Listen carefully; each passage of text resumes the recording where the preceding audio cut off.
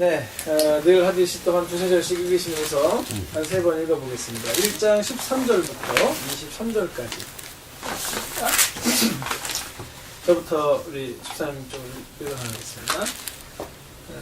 그가 우리를 흑암의 권세에서 건져내사. 골로새서 1장 13절부터. 그가 우리를 흑암의 권세에서 건져내사 그의 사랑의 아들의 나라로 옮기셨으니 그 아들 안에서 우리가 구속 곧 죄사함을 얻었도다. 그는 보이지 아니하는 하나님의 형상이시요 모든 피조물보다 먼저 나신 이시니 만물이 그에게서 창조되되 하늘과 땅에서 보이는 것들과 보이지 않는 것들과 혹은 왕권들이나 주권들이나 통치자들이나 권세들이나 만물이 다 그로 말미암고 그를 위하여 창조되었고 또한 그가 만물보다 먼저 계시고 만물이 그 안에 함께 계셨느니라. 그는 몸이 교회의 머리라. 그가 근본이요 죽은 자들 가운데서 먼저 나신 자니 이는 친히 만물의 으뜸이 되려 하시며 아버지께서는 모든 충만으로 예수 안에 거하게 하시고 이 십자가의 피로 화평을 이루사 만물 곧 땅에 있는 것들이나 하늘에 있는 것들이 그로 말미암아 자기와 화목하게 되기를 기뻐하심이라. 너희들 안 읽을 거야? 응? 너희들도 읽어. 읽어. 그래. 읽어. 그러니까 읽으세요.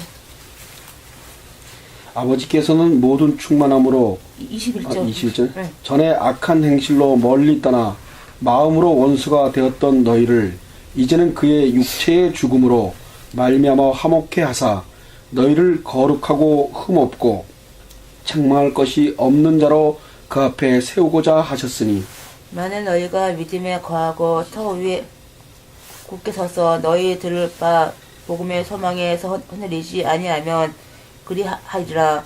이 복음은 천하 만민에게 전파된 바요 나 바울은 이 복음의 일꾼이 되었노라.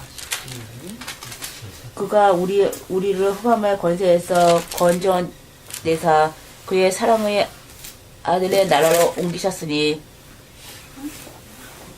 14절 13절 읽은거요 네. 14절부터 네. 예, 14절 읽으시면 돼요.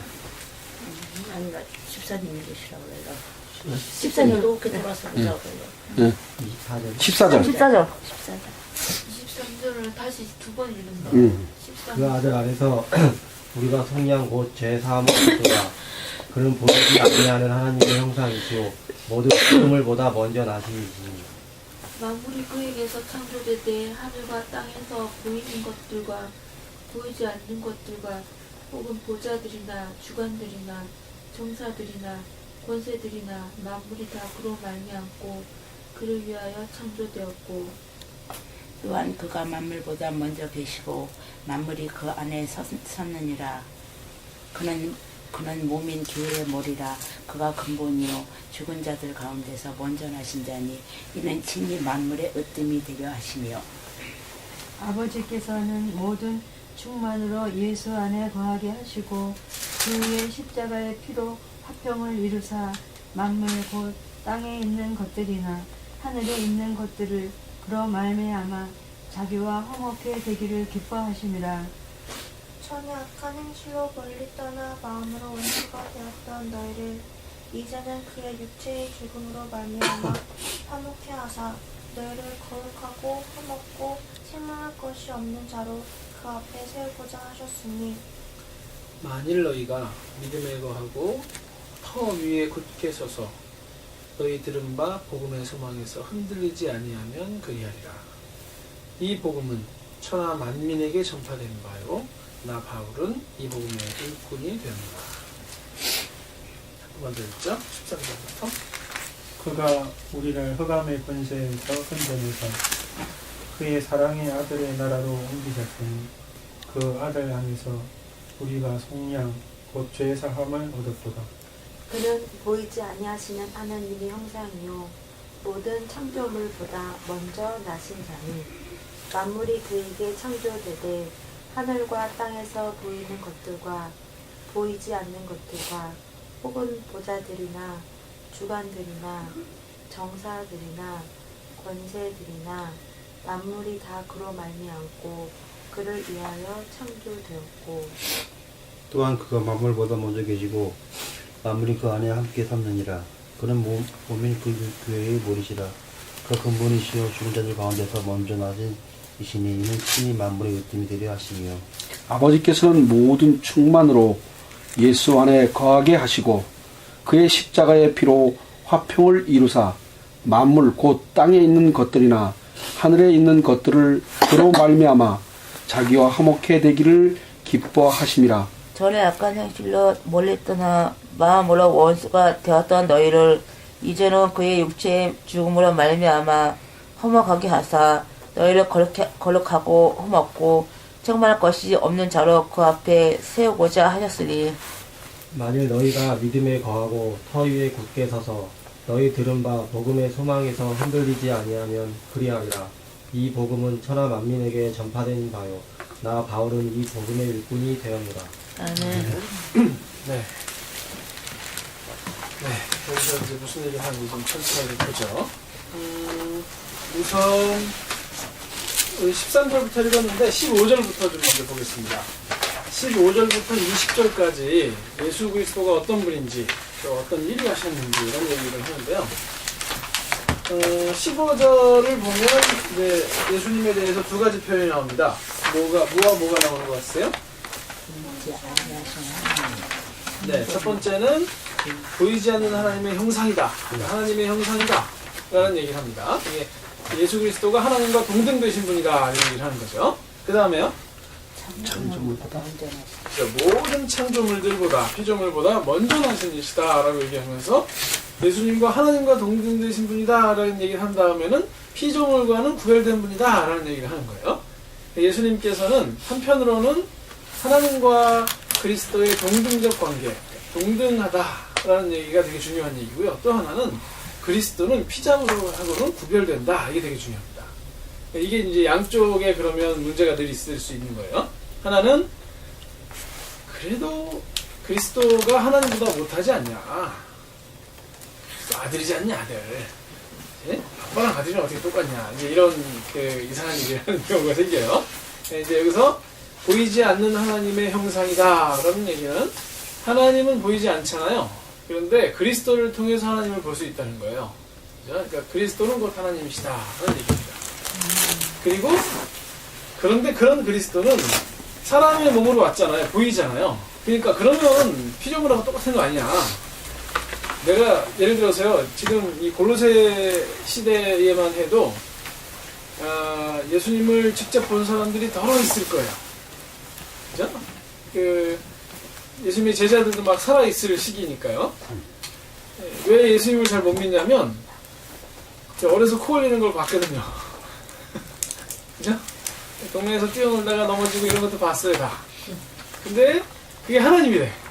좀 이상하잖아요, 이게. 그러니까 그 당시 사람들이 우리보다 더 믿기 힘들 수가 있어요, 사실. 네? 봤으니까. 근데 피조물과 똑같은 모습을 입고 있었기 때문에 많이 오해됐던 게 뭐냐면 이제 여러 가지 오해가 있었는데 그 중에 이제 하나가 뭐냐면 인간 예수가 태어났다. 그때까지는 그냥 인간 예수였는데 언제? 그리스도의 영이 그에게 임했다.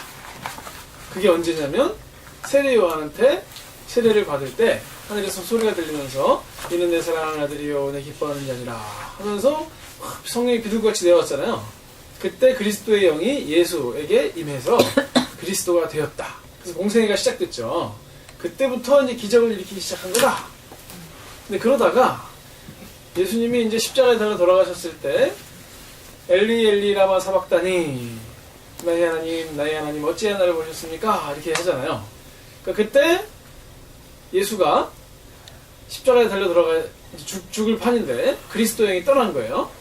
그러니까 나의 하나님 어찌하여 저를 버리셨습니까? 하면서 억울해하는 장면이다. 그래서 이제 그리스도가 예수가 원래 하나님의 아들이 아니고 그냥 이렇게 있다가 예수의 영, 그리스도의 영이 임할 때가 있었고 그게 30살 공생이 시작할 때였고 3년간 머물다가 십자가에 달려서 죽는 그 순간에 먼저 빠져나갔다. 어떻게 하나님이 죽을 수가 있냐 하면서 이렇게 얘기하는 사람들이 있어요. 제 얘기가 아니에요.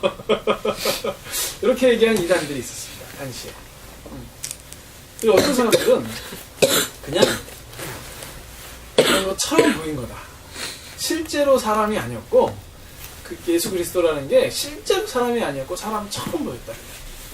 그러니까 그건 사실은 사람이 아닌 것이다. 하나는 뭐냐면 그래서 그건 사람이었다. 하나님이 아니었다. 이런 오해가 있었고요. 하나는 그건 사람이 원래 아니었다. 원래 하나님이었다. 이런 오해가 있는 거예요. 근데 이제 그냥 성경에 있는 그대로를 보자면 이건 이제 왜 이렇게 주장을 하냐면 하나님과 사람이 구별될진데 어떻게 하나님이 사람이 될 수 있냐. 몸이라는 것은 다 썩은 것이고 더러운 것이고 이건 못 쓸만한 것인데 영은 아주 훌륭한 것이고 영은 거룩한 것인데 하나님의 영이 어떻게 이 인간의 타락한 몸 안으로 들어올 수가 있겠느냐. 그게 안 되지 않느냐 하는 전제가 먼저 깔려 있어요. 이원론이라고 부르는데 우리가 철학적으로는 영은 거룩한 것이고 육은 속된 것이다. 이거 어떻게 적용할 수 있냐면요. 기도하는 시간은 거룩한 시간이고 돈 벌러 나가는 시간은 그냥 그런 거다. 자, 이 안교회 건물은 거룩한 곳이고 우리 집은 안 거룩한 곳이다. 그러니까 교회 와서는 웃고 괜찮은 척하고 집에 가서는 지 맛대로 한다.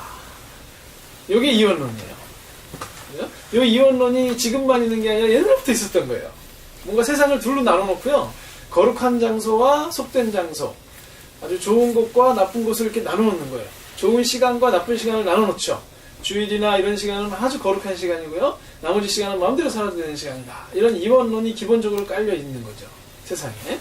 그 이원론에 근거해서 근데 어떻게 철학적으로 봤을 때 그 거룩한 영이 타락한 인간에게 들어올 수 있단 말인가.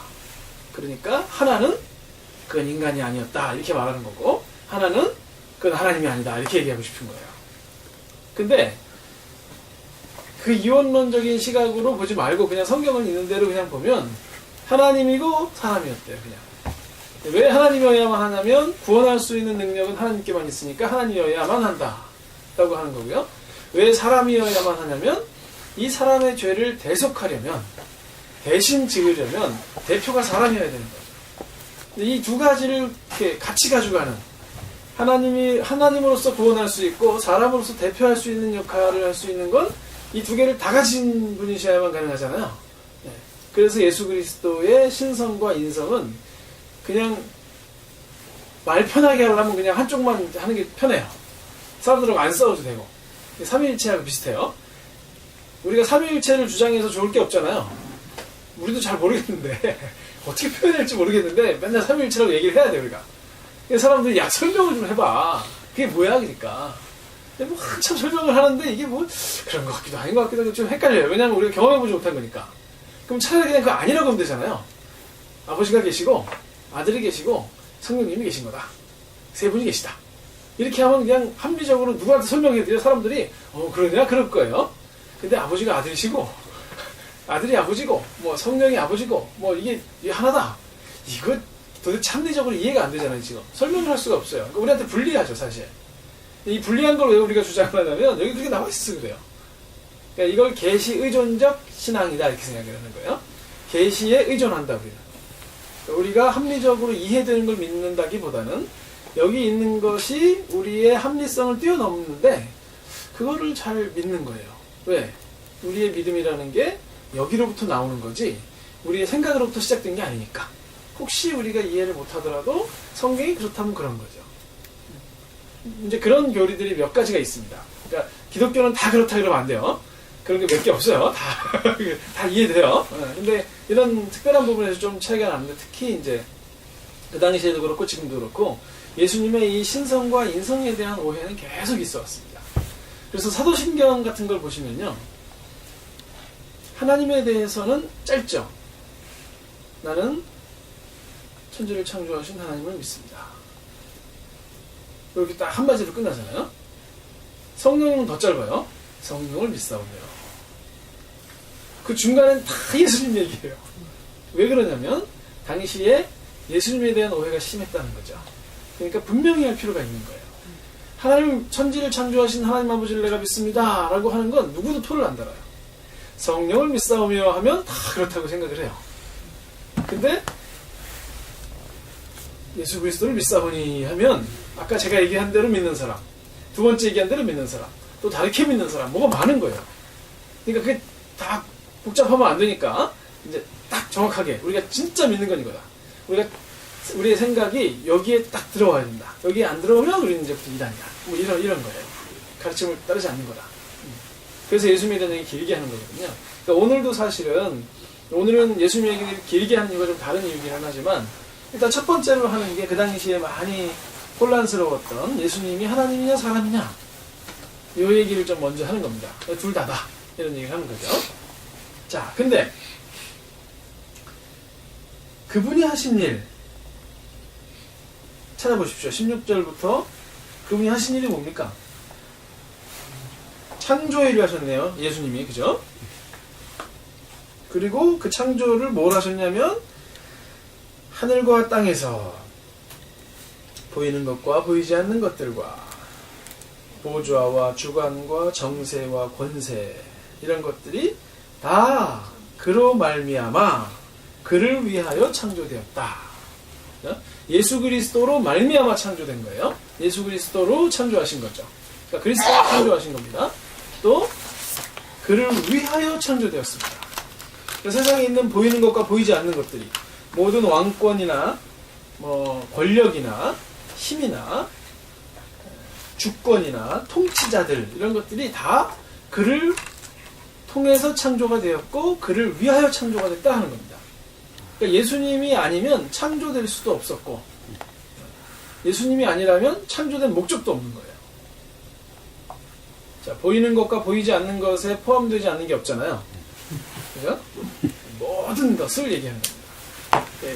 그게 천상의 세계든지 우리가 눈에 보이지 않는 어떤 천사들의 세계라든지 그것이 뭐 우리 눈에 보이는 어떤 권력이라든지 이런 것들이 다 그리스도를 위하여 창조되었다.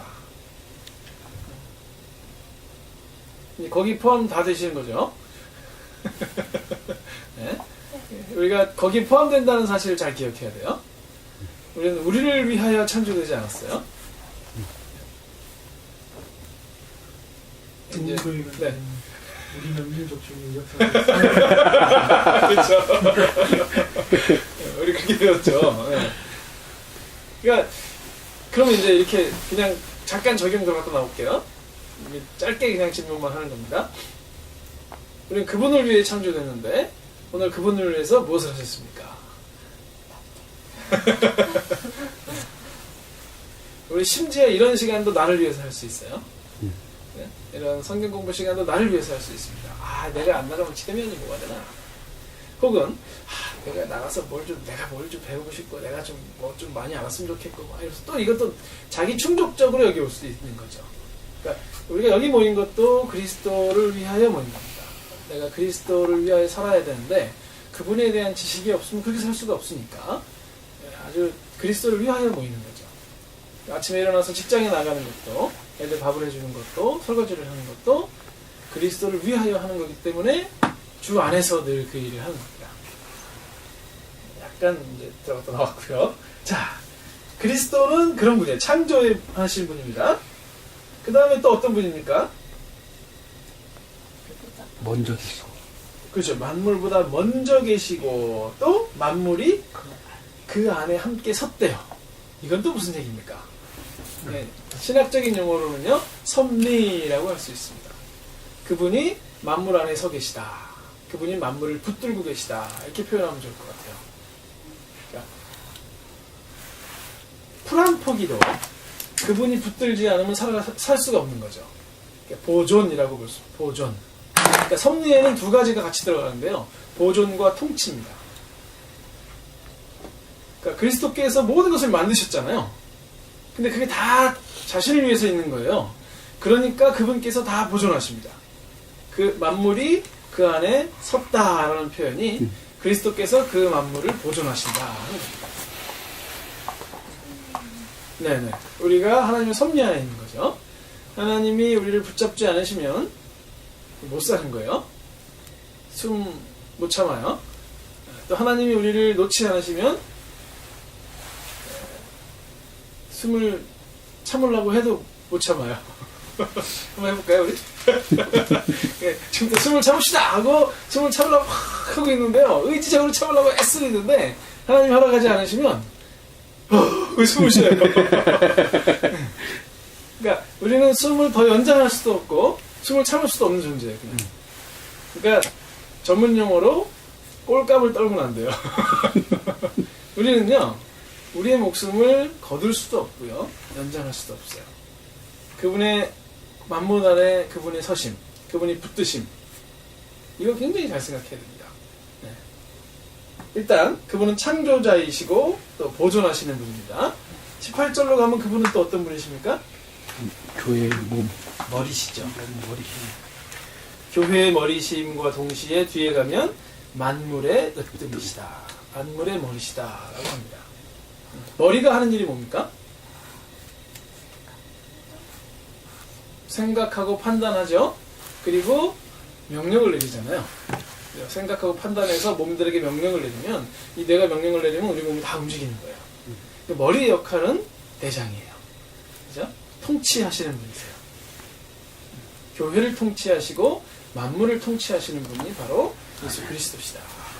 아멘. 심지어 그리스도를 믿지 않는 사람들까지도 하나님께서는 다 통치하시면서 마음대로 움직여 나가시죠.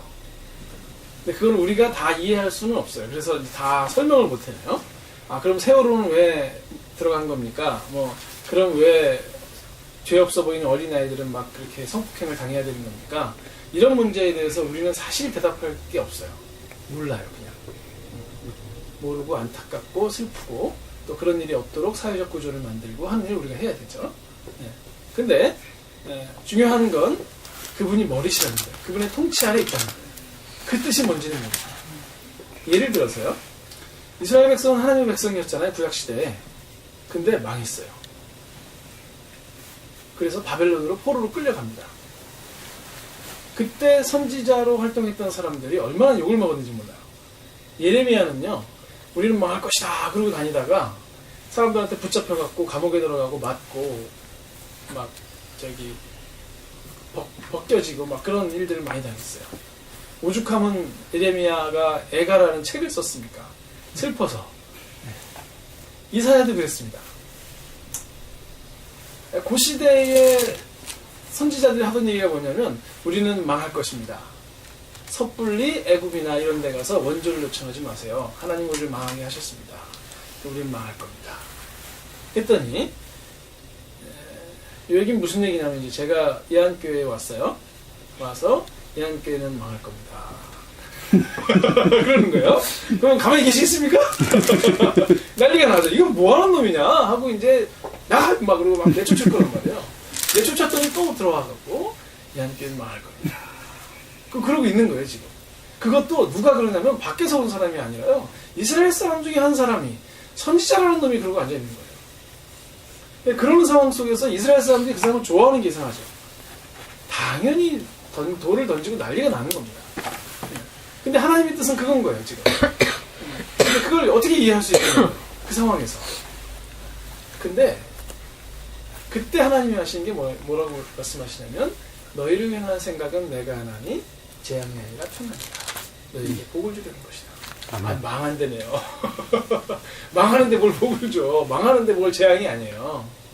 근데 하나님께서는 결국 뭘 하시냐면 거기서 사람들을 끌고 가세요. 이렇게. 그리고 어떤 사람은 남아요. 자, 나라가 망했습니다. 어떤 사람들은 포로로 끌려갔고요. 어떤 사람은 제자리에 남았습니다. 누가 잘 된 거예요? 남은 사람이 잘 된 거잖아요. 여기는요. 영적인 간음과 육적인 간음이 판치는 땅이 돼갖고 못 써먹을 땅이 돼요. 나중에 예수님 시대에 사마리아 사람과 상종 안 하는 이유는 뭐냐면 남은 사람들이 그 사마리아에 살았거든요. 이방인들과 혼음하고요. 결혼해갖고 민족 정체성을 완전히 갉아먹은 곳이 됩니다. 남은 게 복된 것 같잖아요. 간 게 복됐어요. 요 사람이 남은 자들이 돼가지고 요 사람들이 돌아와서 다시 이스라엘을 재건합니다. 이게 좀 상식과 좀 다르잖아요. 계속 지금 이루어지는 일들이. 또 그럼 이제 이 사람들 돌아와서 나라를 재건을 했는데 누구 힘으로 했냐? 하면 고레스라는 왕의 힘으로 했어요. 고레스라는 왕은 하나님을 안 믿어요. 하나님을 안 믿어요. 이 사람은 하나님 믿는 민족도 아니고요.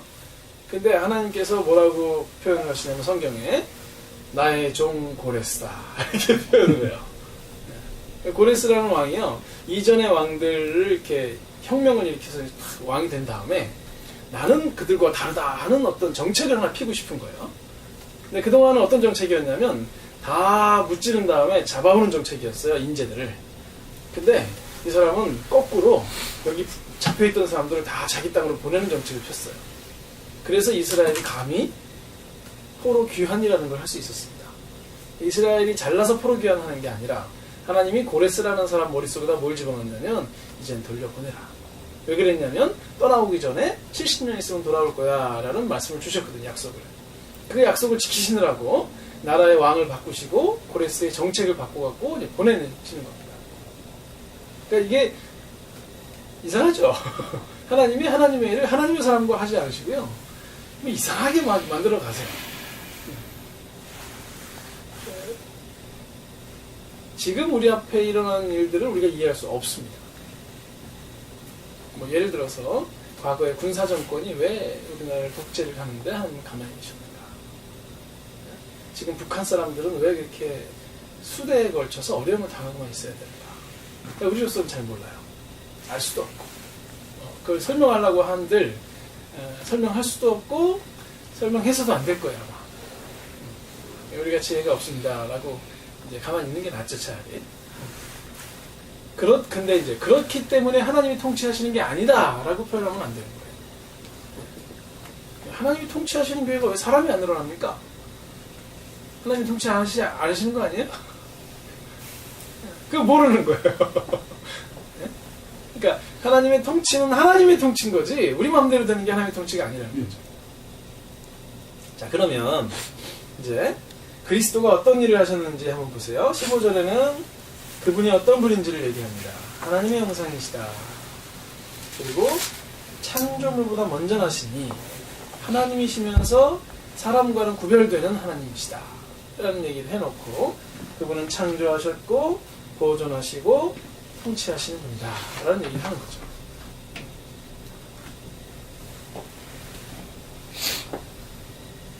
그리고 18절 후반절을 보면 이제 그는 만물의 으뜸이 되려 하신다.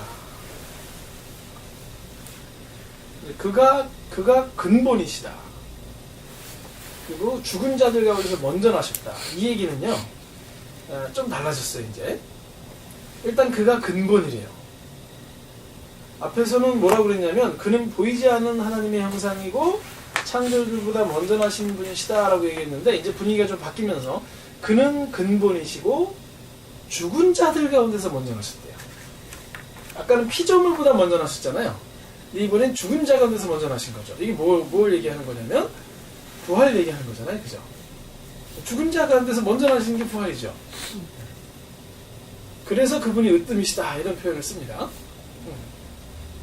그러니까 그가 근본이시다.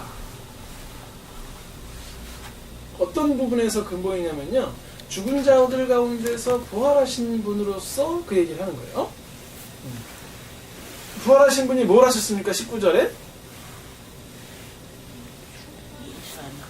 여기 지금 그분께서 하신 게 아니라 아버지께서 그렇게 하셨다는 얘기네요. 그죠? 아버지께서는요, 모든 충만이 예수 안에 거하게 하셨어요. 그게 뭘까요? 충만. 충만. 뭔가 꽉 찬 거죠, 뭔가. 그죠? 근본이신 예수 그리스도 안에 이제 이걸 좀 직역해서 번역하면 아버지께서 예수 그리스도 안에 충만히 거하신다라는 표현이에요. 그러니까 아까 하나님의 형상이시다라고 했는데 이쪽에서는 그 안에 충만히 거하신다.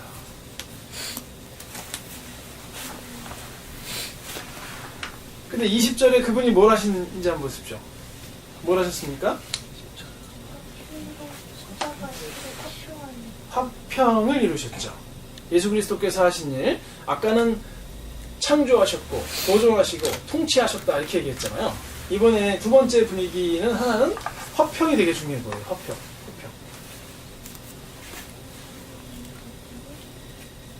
땅에 있는 것들이 하늘에 있는 것들을 그로 말미암아 땅에 있는 것들이 하늘에 있는 것들을 것들이나 맞잖아. 것들은 나를 해.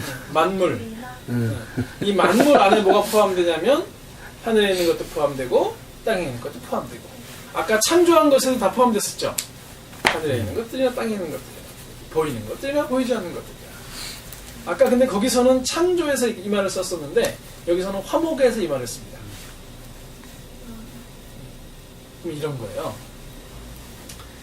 하나님께서는요, 그리스도로 말미암아 창조하셨고요, 그리스도로 통치하시고 그리스도가 그것의 머리가 되게 하셨어요. 그리고 하나님께서는요, 그리스도로 말미암아 땅에 있는 것들이나 하늘에 있는 것들과 화목되시는 분이십니다. 이걸 이렇게 표현해 볼게요. 그리스도는 창조의 주인이고 새 창조의 주인이십니다. 창조라는 말은 태초의 창조를 좀 생각하시면 좋을 것 같고요. 새 창조는 구속이라는 표현을 좀 생각하시면 좋을 것 같아요. 그리스도께서는요, 오직 그리스도를 통하여만 세상은 창조되었고 보존되고 통치되며, 오직 그리스도를 통하여만 세상은 하나님과 화목할 수 있습니다. 이 당연한 얘기를 열심히 하고 있는 거예요, 지금. 왜 그럴까요? 중요한데 사람들이 따랐죠. 골로새 사람들이 이걸 잘 몰랐나? 그리스도를 왜 이렇게 강조해야 될까요, 지금? 골로새 교회 사람들이 이게 이 중요한 걸 잘 인정을 안 했나? 만약에 편지를 쓰는 입장이라면요, 이게 왜 이렇게 열심히 하는 것 같습니까? 내가 편지를 쓸 때는 이걸 왜 이렇게 열심히 해야 될까? 이 얘기. 강조하고 싶어서. 바울이 이 당시에 감옥에 있었어요. 근데 이 당시에 감옥이요, 밥을 안 주는 감옥이에요. 알았어요? 성도들이 왜 헌금을 모아서 바울한테 보내냐면, 감옥에 갇혀갖고요, 가택연금이라고 하거든요. 이런 방에다가 가둬놓는 거예요, 그냥. 근데 자기가 알아서 먹고 살아야 되는데 거긴 못 나가요. 근데 그 당시 이 파피루스 종이 같은 건 얼마나 비쌌을까요? 지금이야 뭐 A4지 그냥 한 돈 10,000원 주면 막 이만큼 사갖고 쓰는데, 그 당시에 이 종이는 굉장히 흔하지 않은, 이 종이는 아니지만 당시에 바울이 골로새 교회에다 편지를 쓰려면요, 정말 성도들로부터 오는 헌금들 중에서 자기를 밥 먹는데 그냥 조금만 쓰고요, 그리고 이렇게 돈을 들여갖고 이렇게 귀한 걸 사야 되는 거예요. 볼펜이 요즘에 뭐 한 돈 1,000원 하면 막 좋은 거 막 5자루씩 사는 그런 시대가 아니잖아요, 지금. 이거 하나 쓰려면요, 이 펜에, 잉크에, 종이에 엄청난 돈이 들어야 되는 거예요, 지금. 그래서 바울이 글 쓰기 전에요, 막 고민을 엄청나게 하고 쓸 거라고요, 지금. 바울의 글들을 보면 굉장히 체계적이거든요. 딱 짧은 글을 효과적으로 전달을 하면 뭔가 막 상징 언어도 써야 되고, 논리적으로 탁탁탁 맞아야 되고 막 이래요, 좀. 그 비싼 돈을 주고 이걸 쓰는데, 그리스도에 대해서 이렇게 오랫동안 설명을 하고 있어요, 지금. 굉장히 중요한 거예요, 바울에게 지금. 얼마나 중요한지 몰라요. 하나는 뭐냐면요, 그리스도는 창조자이시다. 하나는 그리스도로 말미암아 우리가 화목해야 되는 거다. 바로 그분이 그리스도시다. 이게 이제 그 교회에 그만큼 중요했던 건데, 우리가 13절부터 읽어놓고 지금 15절부터 봤잖아요. 13절부터 한번 보자고요. 그리스도가 하신 일을 한번 찾아보십시오. 흑암의 권세에서 건져내서 네, 동사를 보면 그가 건져내셨죠. 일단. 우리가 흑암의 권세에 있었던 게 기본 전제네요. 우리가 아주 죽을 죄인이었던 게 전제인데 그가 건져내셨습니다. 그 다음에 뭘 하셨습니까? 그의 사랑의 아들의 나라로 옮기셨으니 그가 옮기셨네요. 자, 그분이 하신 일은 두 가지예요. 하나는 건져내신 거고요. 하나는 옮기신 건데 나라가 달라졌어요.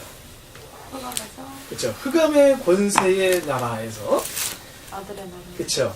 사랑의 아들의 나라로 바뀌었어요. 이제 소속이 바뀌었네요. 건져내시고 옮기시고 그거를 뭐라고 표현하냐면 14절에 구속 곧 죄사함을 얻은 것이다 이렇게 얘기를 하죠. 자, 그리스도께서 우리의 신분을 바꾸셨습니다. 그것이 바로 구속입니다. 그렇게 얘기를 하고 끝나면 좋았을 텐데 그가 누군데 이런 논란이 워낙 많으니까 그는 보이지 않는 하나님의 형상이십니다. 그가 만물보다 먼저 창조되신 분이신데 그는 모든 것을 창조하신 분이시고 다스리시는 분이시고 보존하시는 분입니다. 또한 그는 근본이시고 만물의 으뜸이십니다. 죽은 자들 가운데서 가장 먼저 살아나신 분이십니다. 그래서 그를 통하여 우리가 하나님과 화목될 수밖에 없는 그밖에 없습니다. 라는 얘기를 한참 한 거예요 지금. 예수 잘 믿는 사람은 제대로 알고 예수 잘 믿는 사람들은 15절부터 20절까지는 안 읽어도 되겠죠. 건져내시고 옮기셨다. 그게 구속이다. 그 이해 쭉 되는 거예요. 그러니까 그분이 우리를 건져내셨고 우리를 옮기셨다. 그게 속량, 구속, 곧 죄사합니다. 주체가 예수 그리스도라는 거죠. 그렇기 때문에 21절 15절부터 20절까지는 잊어버리셔도 돼요 이제. 자, 그게 죄사함입니다 해놓고 21절에 전에 실로 멀리 떠나 마음으로 원수가 되었던 너희를 전에는 원수였던 너희를 20절 이제는 그 육체의 죽음으로 말미암아 화목케 하사 원수가 화목하게 되었네요. 네.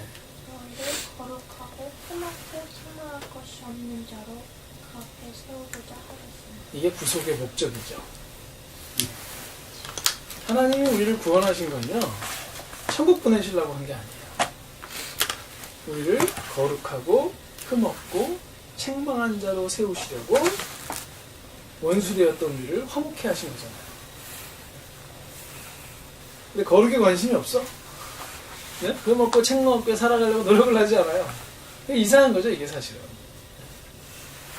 그래서 23절에 만일 너희가 믿음에 거하면 그리고 그 믿음의 터 위에 굳게 서서 너희가 들은 바 복음의 소망에서 흔들리지 아니하면 그렇게 될 것이다. 그렇게 된다는 얘기는 사실 조그만 글씨로 써있죠. 좋은 성경애들은. 이게 원문에는 없는 겁니다. 그래서 이제 소망에 흔들리지 아니하면 하고 말이 끊어져요. 그리고 이제 이 복음은 천하 만민에게 전파된 바고 이건 세상 사람 다 아는 얘기다. 그리고 나 바울은 그 복음을 위해서 일꾼이 된 사람이다. 자, 복음 얘기 쭉 해놓고요. 이제 복음 하면 어떻게 감을 잡으셔야겠습니까? 복음은 예수 그리스도인 거예요, 그냥. 복음은 복된 소식이 아니에요. 복음은 복된 소식이다. 뭐가 복됩니까? 잘 먹고 잘 사는 게 복되죠.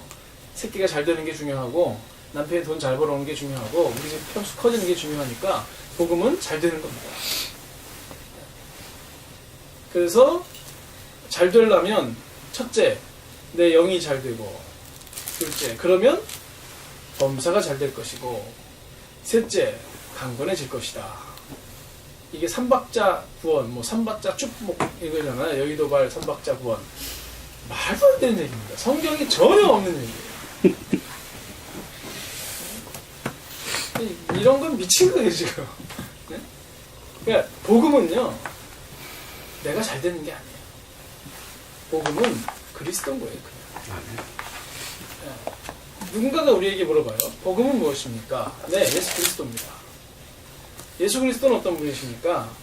창조하시고 보존하시고 통치하시는 분이십니다. 그분은 부활의 첫 열매이십니다. 그래서 우리를 하나님과 화목해 하시는 유일하신 분이십니다. 이 땅은 그분의 통치 아래 있고요. 그분을 위하여 있고 그분으로 말미암아 하나님과 화목될 수 있는 곳입니다. 그래서 그분이 복음인 거죠. 그분이 하신 일은 무엇입니까? 네, 우리를 흑암의 나라에서 건져내시고 사랑의 아들의 나라로 옮기신 분이십니다. 곧 구속, 죄사함을 주신 분이시죠.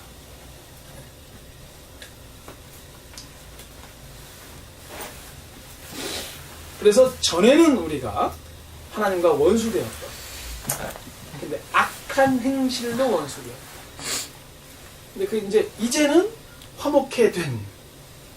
근데 우리의 악한 행실, 어떤 착한 행실이 아니라 그의 육체의 죽음으로, 아까 말한 그가 죽으심으로 우리가 화목해 됐습니다. 그래서 우리를 거룩하고 흠없고 책망할 것이 없는 자로 하나님 앞에 세우고자 하셨습니다. 그래서 우리가 이 믿음의 터에 거해야 하고 이 터 위에 굳게 서서 그리스도의 소망에서 흔들리지 아니해야 합니다. 나는 이 그리스도를 전파하는 사람입니다. 이건 천하만민이 다 아는 사실입니다. 이 얘기하고 싶은 거죠.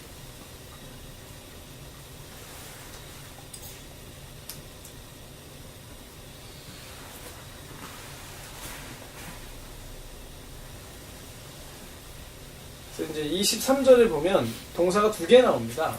굳게 서서가 나오고요. 흔들리지 않으면 이렇게 나오는데, 흔들리지 않는다는 얘기를 조금 더 직역하면 방향을 바꾸지 않으면입니다. 그러니까 복음의 소망으로부터 방향을 바꾸지 않는 게 중요합니다. 그리스도로만 구원받는다. 그리스도만이 우리의 주인이시다. 그래서 인생을 살아가면서 좀 힘든 일이 있어도 그 그리스도의 소망으로부터 방향을 바꾸지 말아야 되는데, 조금만 힘들면 그 방향을 바꿔버리는 거예요. 그죠? 이게 내가 이렇게 살다가 이거 망하는 거 아닌가? 그러니까 이게 다르게 좀 방법을 한번 바꿔봐야 되는 거 아닌가? 하면서 이제 뭘 바꿔요. 좀 유치한 얘기 해볼게요, 제가. 이제 교회를 나가야 되니까 주일날 안 나가는 어떤 회사를 이제 열심히 다니고 있었는데, 이 회사에서 영 너무 힘들고 월급도 적고 막 그러다 보니까 카드빚은 쌓이고 막 힘들어졌어요. 이게 아닌데 하면서 이제 예를 들어서 그냥 주일이고 뭐고 없는 회사로 딱 갔어요. 일단 돈을 벌고 살아야 되겠다. 열심히 살아요. 방향을 바꿨죠, 지금. 이게 되게 아주 유치한 얘기예요. 아주 유치한 얘기예요. 근데 이 유치한 수준도 쉽지는 않아요. 먹고 살만할 땐 괜찮거든요. 아직 버틸만 할 땐 괜찮은데요. 정말 힘들 때는요, 이것도 힘들어요, 사실. 그러니까 복음의 소망으로부터 방향을 바꾸지 않는다는 게 상당히 중요합니다. 우리의 일상이 늘 그 소망을 향해서 가는 거죠. 사실 처음에 바울이 감사를 할 때 믿음과 사랑과 소망을 위해서 감사를 하잖아요. 너희들이 그런 것들을 가졌으면 내가 감사한다. 그리고 시작했는데 지금 거기서 흔들리지 않았으면 좋겠다. 그 믿음의 터 위에 굳게 서라. 그래서 거기서 흔들리지 말아라. 라는 얘기를 하고 있으니까 아마 좀 흔들리나 봐요. 뭐에 흔들렸을까요?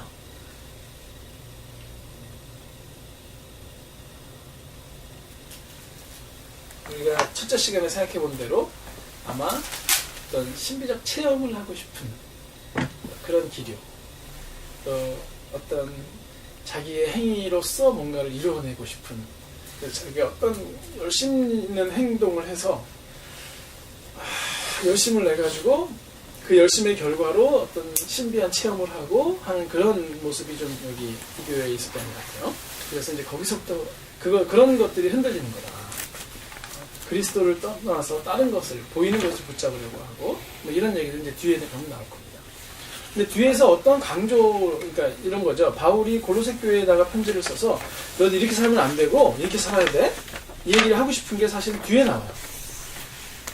근데 그런 얘기를 하기 전에 먼저 무슨 얘기를 하냐면 그리스도에 대한 강조를 하는 거예요. 그러니까 어떤 사람을 권면할 때요, 신앙이 흔들리고 있어요, 지금 이 사람이. 그래서 잘못된 행동을 하고 있고 그걸 고쳐야 되겠어요. 그 사람한테 가갖고 야, 너 그렇게 살면 안 돼. 이렇게 살아야 돼. 이렇게 얘기하기 전에 필요한 얘기가 뭐냐면요, 네가 어떤 사람이냐, 넌 누구니? 이걸 먼저 물어봐야 돼요. 너는 누구냐. 그 정체성이 분명해야, 내가 어떤 사람인지가 분명해야 내 행동의 잘못을 고칠 수 있고 좋은 행동으로 갈 수가 있겠죠. 근데 이 겉에 것만 얘기하는 건 율법주의인 거예요, 사실. 그 행동 바꿔, 이렇게 해야 돼. 바울은 그 얘기 해요, 뒤에 가서. 그 얘기 하는데 그 얘기 하기 전에 먼저 뭘 하냐면, 그리스도는 말이야, 만물의 창조자이시고 보존자이시고 통치자이시며 만물을 하나님과 화목케 하시는 분이죠. 그가 너를 건져내셨고 그가 너를 옮기셨어. 그래서 전에는 악한 행실로 우리가 죽어 있었지만 이제는 그분과 함께 살아나는 거야. 그분으로 인하여 화목된 거야. 이 얘기를 먼저 하고, 그러니까 너 그렇게 살면 안 돼. 이렇게 나가는 거죠, 지금.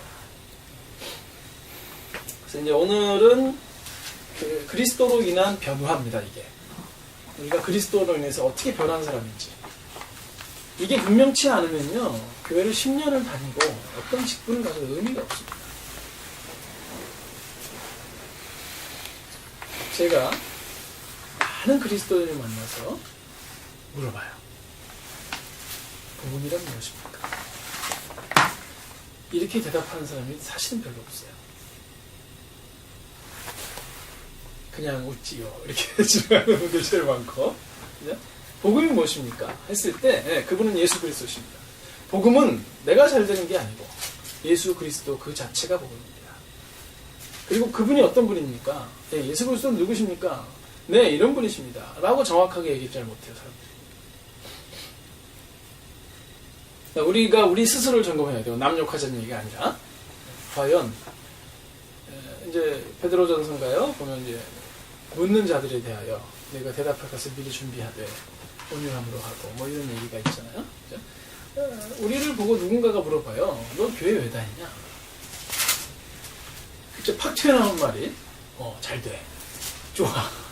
야, 예수 믿으면 잘 돼. 너도 애 낳을 수 있다, 일로 와봐. 너 남편 사업 성공한다, 일로 와봐. 너 기도 열심히 하면 하나님께 네 손을 들어주셔, 일로 와봐. 이건 다 거짓 복음인 거예요. 이게 교회를 멍들게 하는 거예요. 왜냐하면 그거 하러 왔거든, 지금 교회를. 예? 내가 이제 예수 안 믿는 사람인데요. 교회를 열심히 다니시길래, 교회 다니세요? 그랬더니, 잘 돼, 와봐. 야, 나는 기도해갖고, 사업도 잘 됐고, 나는 기도해갖고, 우리 아내가 애도 못 낳는데 애도 낳았어. 건강이 그냥 확 좋아져요. 네? 하고 소개를 받았어요. 그럼 제가 생각하는, 처음 들은 교회는 뭐 어떤 곳이냐면요. 내가 가면 잘 되는 곳이야. 왜 가요? 내가 잘 되기 위해서 가요. 성경하고 정반대죠. 흑암의 나라예요, 이게 지금. 내가 가면 잘 된다더라. 이 자기중심성의 나라. 나만 잘 되면 남이서 어떻게든지 상관없는 나라. 그 나라를 가려고 이제 교회를 딱 온 거예요. 근데 예를 들어서 목사님이 안 그렇대. 다 죽어야 되네, 우리. 그냥 하나님이 왕이시고 그분이 통치하시는 곳이래요.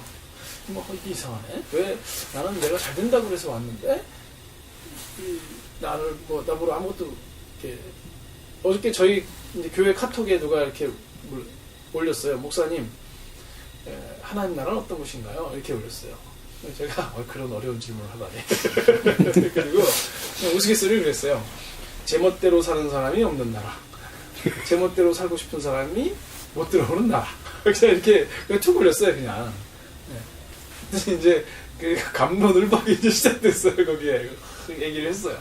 네. 그죠? 근데 제멋대로 살지 말라고 하는 게 상당히 어려운 얘기잖아요, 사실. 제멋대로 살고 싶은 사람이 어떻게 하나님의 통치만 받아야 되는 나라에 들어가겠습니까? 들어오라 그래도 안 가요, 그 사람. 힘들어서 못 가요.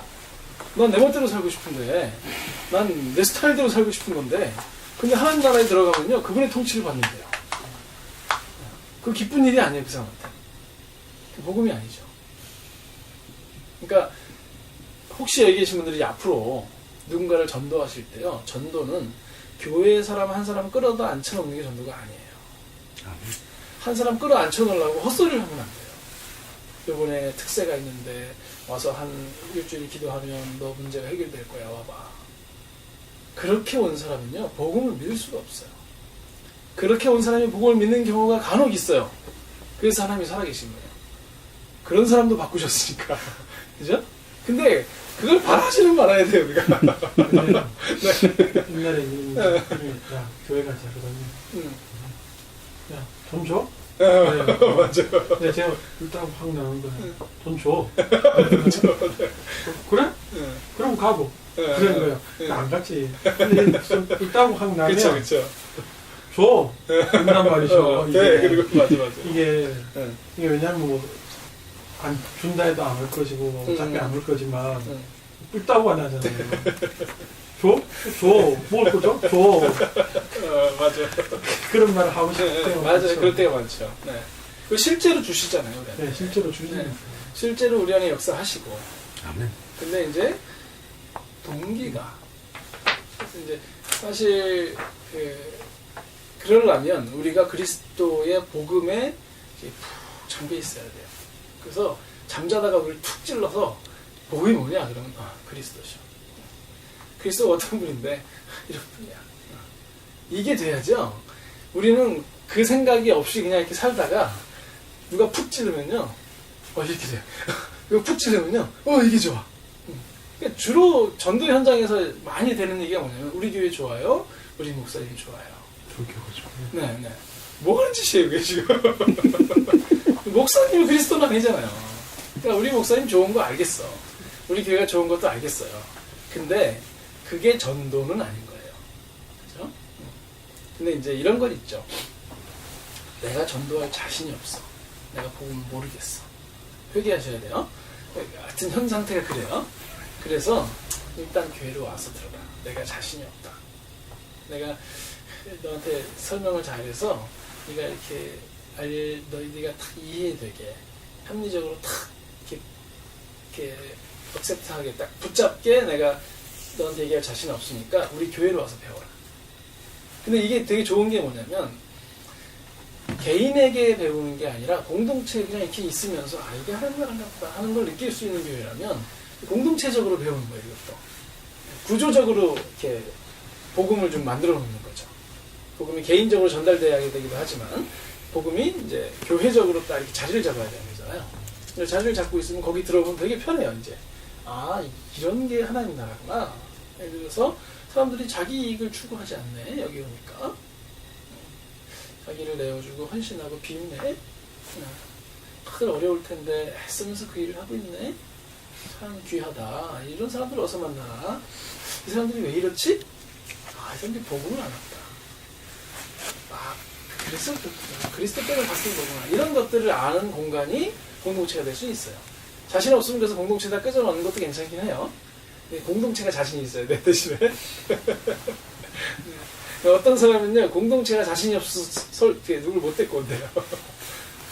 됐다 놓으면 또 이상한 소리 할 거잖아요. 그러니까 그걸 못하는 수도 있는 거예요. 참 공동체가 필요하죠, 그래서.